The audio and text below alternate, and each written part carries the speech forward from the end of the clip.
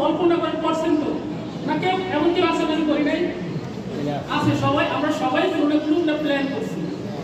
এখন আমি বা আমরা আগামী 2-3 দিন বা 3-4-5 দিন বা আগামী 2 সপ্তাহ পরিদর্শন করে আপনার এই কেন্দ্রটা যদি স্থগিত করে দেয়, অস্থায়ী বন্ধ করে দেয়, আপনার কাছে কি ভালো লাগবে? আপনার কাছে যেমন ভালো লাগবে না, আমার কাছেও ভালো লাগবে না। আপনি তো একটা আশা করে আছেন না? এখন সেই আশাটাকে যদি আমরা পানি ঢেলে দেই, সেটা আমি মনে করি যে আমাদের উচিত হবে না।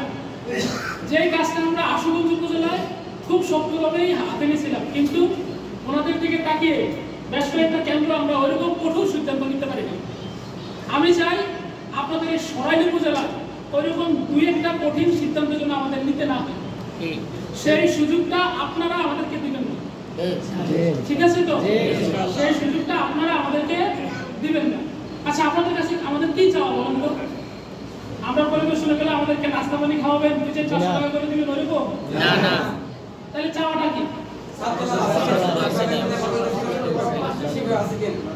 30 জন, 25 জন, 20 জন, আমার সুপারভাইজার সাহেব বলে 10 জন পড়া, বাচ্চাদেরকে পড়ান, আর কোনো কিছু আপনাদের কাছে চাহিদা নেই।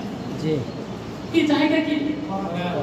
আপনি যদি বলেন আপনার কাছে 100 বার চাওয়ার জন্য, স্যার আমার কাছে 100 বার একটা জিনিস চান, আমি এই 100 বারই বলবো আপনি বাচ্চাদেরকে পড়ান। আপনাদের কাছে আমাদের আর কোনো চাহিদা নেই, বাচ্চাদেরকে পড়ান। আপনাদের একটা কেন্দ্রে আপনারা তো হিসাব করেন যে 5-12-60 আর 2টা বেতন 70,000 টাকা, এখন হয়তো কিছু বাড়বে। আপনাদের বছরে 70,000 টাকা দেওয়া হয় নাকি? না, আপনারা ভুল। আপনার একটা কেন্দ্রে মিনিমাম সরকারের কাছ থেকে 95 থেকে 1 লক্ষ টাকা আসে আপনাদের কেন্দ্রে। উপকরণ, আপনাদের উপকরণ আছে না? বই আছে না? বিভিন্ন সময় দেখবেন আপনাদের অ্যাকাউন্টে 3-15,000-এর সাথে আরো 1,000 টাকা আসে না? 1560 টাকা, 1660 টাকা এরকম আসে কিনা? ওই টাকাটা কিসের? বিভিন্ন অনুষ্ঠান হয়, অনুষ্ঠানের 100 টাকা, 20 টাকা, 10 টাকা সব মিলে মিনিমাম 95 থেকে 1 লক্ষ টাকা আপনার কেন্দ্রে দেওয়া হয়। আপনার এই কেন্দ্রে 1 লক্ষ টাকা সরকারের কোষাগার থেকে আসলো, গরিব দুঃখী চাষা ভাইয়ের বোনের ব্যাটের ট্যাক্সের টাকা আপনি পাইলেন, রেভিনিউ শিটে স্বাক্ষর দিয়ে আপনি টাকাটা নিলেন। নেওয়ার পরে আপনি কেন্দ্র যখন আমরা পরিদর্শন করতে যাই, আমাদের কর্মীদের ফোন দেওয়া, এখন ফোন দেন যে আমাদের আমির নায়ক আগে ফোন দিতেন আওয়ামী লীগের এমপি, মন্ত্রী, ওয়ামী লীগ, এই সেই অনেক কিছু। কেন ভাই? তাহলে আপনি আমার কাছ থেকে বা আমার ইসলামিক ফাউন্ডেশনের কাছ থেকে যে 1 লক্ষ টাকা নিচ্ছেন, তাহলে কি ফাফা নিচ্ছেন?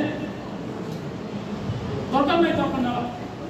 আপনি যাদেরকে ফোন দিবেন, আপনি যদি তাদের পিছনেও ঘুরাঘুরি করেন, এরকম 800 টাকা বেশি ইনকাম করতে পারবেন না। সুতরাং আপনারা ইসলামিক ফাউন্ডেশনের কেন্দ্র নিয়েছেন, আবেদন করে নিয়েছেন, তদবির করে নিয়েছেন, যেইভাবে হোক আমাদের সাথে সম্পৃক্ত হয়েছেন।